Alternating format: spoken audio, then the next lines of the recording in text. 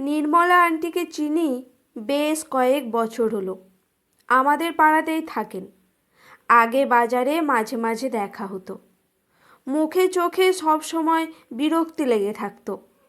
আমি যখনই বলতাম, কি হলো আন্টি, এত রেগে আছেন কেন, উনি তখনই বলতেন, ধুর, ভালো লাগে না। এই বাজার করো, রান্না করো, এত কাজ পোষায়?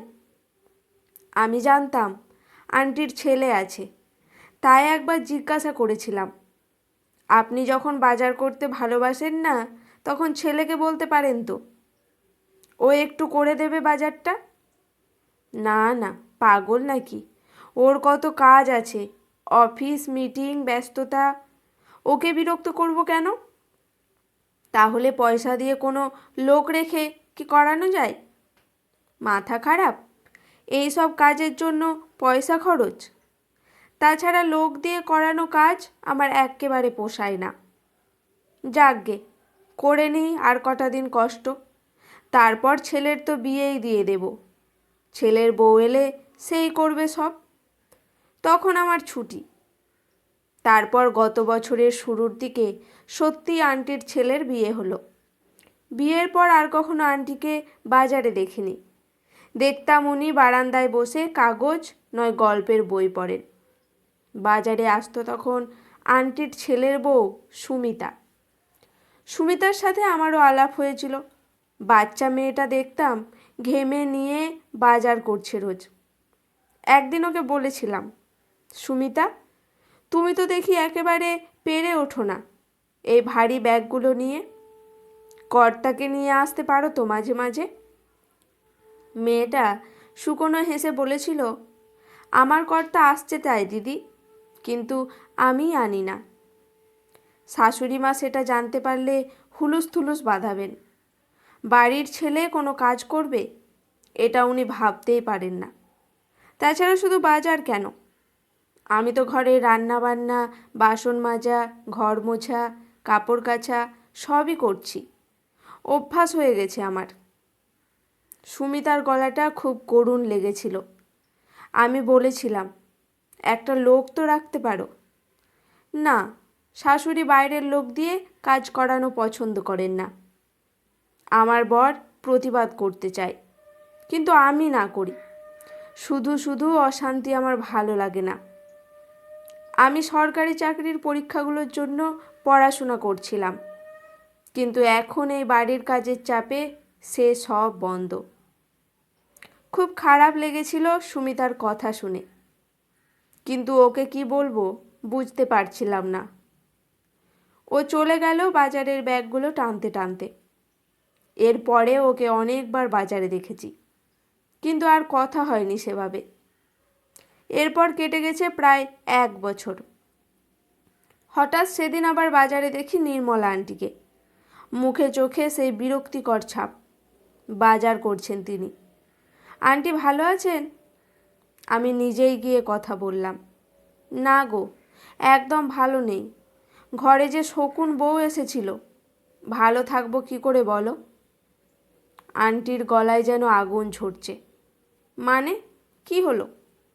সুমিতা, মানে আমার বউমা, কী সব বজ্জাত মেয়ে তা ভাবতে পারবে না। বিয়ে করে এসেছেন, অথচ তিনি সংসারের কোনো কাজ করবেন না। তার ধান্দা বুড়ি শাশুড়ি খেটে মরবে। কি খারাপ মেয়ে ভাবতে পারছো? আমার এত বয়স হয়েছে, আমি কি এখন কাজ করব? আমি তো আরাম করবই, কিন্তু সেটা তার সহ্য হয়নি। আরে বাবা, লোকে ছেলে বিয়ে দিয়ে ঘরে বউ আনে তো একটু আরাম করবারই জন্য, কিন্তু আমার কি আর সে কপাল আছে? ওই মেয়েকে কাজ করতে বললেই মুখ ভার। তিনি নাকি চাকরির পরীক্ষা দেবেন, সরকারি চাকরি পেয়ে তিনি বাবুয়ানি করবেন। জানো, কাজ করবে না বলে আমার ছেলের মাথা খেয়েছে আমারই বিরুদ্ধে। ছেলে সেদিন মুখের ওপর আমায় বলে, আমার বউ 1 বছর ধরে অনেক খেটেছে, আরও কিচ্ছু পারবে না, হয় লোক রাখো নয় অন্য ব্যবস্থা করো। আমি তো অবাক ছেলের এই বেয়াদবি দেখে। তারপর চলল তুমুল অশান্তি। শেষটায় কিনা তারা বাড়ি ছেড়ে চলে গেল। ভাবতে পারছো? শুনেছি এখন অন্যত্র বাসা ভাড়া করে রয়েছে। ছি ছি ছি, ভাবতে পারছি না ছেলেটা আমার এইভাবে বউয়ের ভেড়া হয়ে গেল। টানা এতটা বলে একটু থামলেন নির্মলা আন্টি। তারপর একটু ভেবে দাঁত কিরমির করে বললেন, কিন্তু ওই সুমিতা আমায় চেনেনি। আমার নামও নির্মলা সাহা। আমি ওই মেয়ের কাছে হারবো না। আমার ছেলেকে ওকে আমি কবজা কিছুতেই করতে দেব না। লাগে আমি ওর সাথে আমার ছেলের ডিভোর্স করিয়ে তবে ছাড়ব। কি, ডিভোর্স করিয়ে দেবেন? আমার গলা থেকে বিস্ময় বেরিয়ে এলো। তা অমন নচ্ছর বউ হলে আর কি উপায় বলো? আমার বান্ধবীর কপালেও জুটেছিল অমন বউ, সেও ডিভোর্স করিয়ে দিয়েছে। আমিও তাই করব। কিন্তু আন্টি, আপনার ছেলে তো সুমিতাকে ভালোবাসে। ডিভোর্স হলে সেও কি ভালো থাকবে? বললাম আমি।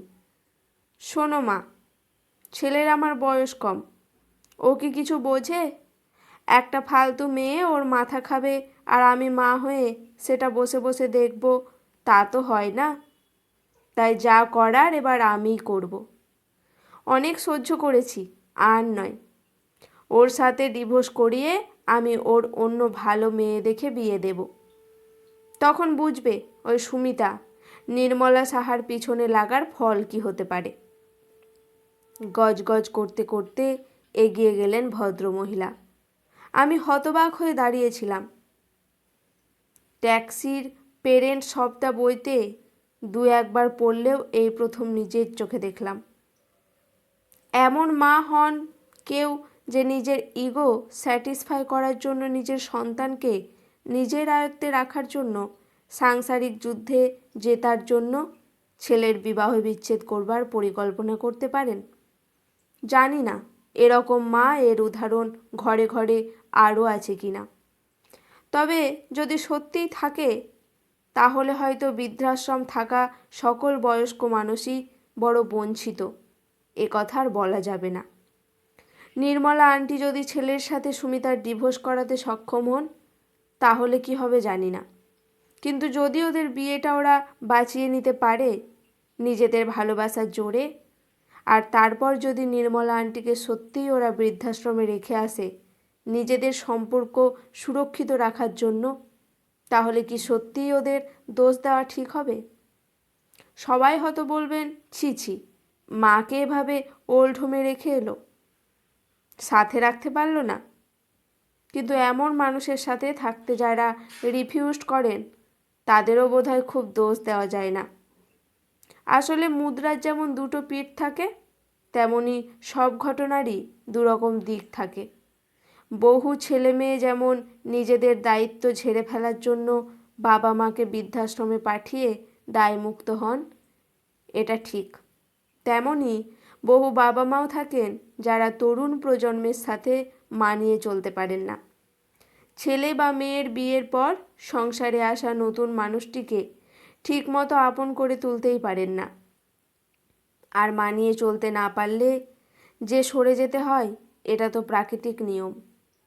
তাই ছেলে মেয়ে যেমন অবশ্য কর্তব্য বয়স্ক মা বাবার দেখভাল করা, তেমনি বাবা মায়েরও উচিত নতুন প্রজন্মকে বুঝতে চেষ্টা করা, তাদের সাথে তাল মিলিয়ে চলা। উভয় পক্ষ সহনশীল হলে তবেই সংসার অশান্তিমুক্ত হয়। নির্মলা আন্টির ঘটনাটা আমায় সত্যি নতুন করে ভাবালো। অমুক কি বাজে, বাবা মাকে দেখে না, তমুক কি খারাপ, বাবা মাকে বৃদ্ধাশ্রমে দিয়েছে, এই কথাগুলো কখনোই বাইরে থেকে দেখে এভাবে বলা যায় না। কারণ বেশিরভাগ সময় কিন্তু আমাদের চোখে কোনো ঘটনা খণ্ডচিত্র ধরা পড়ে, গোটা চিত্রটা দৃষ্টির আড়ালেই হয়তো থেকে যায়। আজকের গল্পটি এখানেই সমাপ্ত।